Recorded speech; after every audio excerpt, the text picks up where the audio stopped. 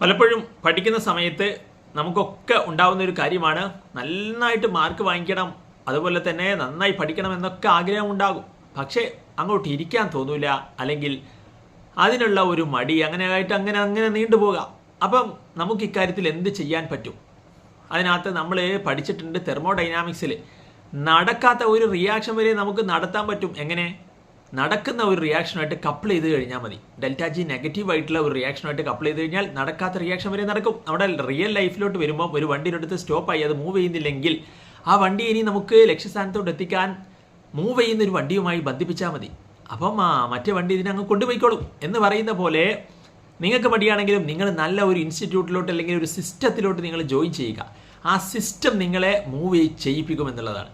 അപ്പം അത്തരത്തിലൊരു സിസ്റ്റത്തിലോട്ട് സ്റ്റുഡൻസിനെ, നിങ്ങളെ കുട്ടികളെയൊക്കെ രക്ഷിതാക്കൾ അങ്ങനെ ജോയിൻ ചെയ്യിപ്പിക്കാൻ ശ്രദ്ധിക്കുക എന്നുള്ളതാണ്. പാരൻസിനാണ് ഇക്കാര്യത്തിൽ വളരെയധികം ശ്രദ്ധാലുക്കളായിരിക്കേണ്ടത്.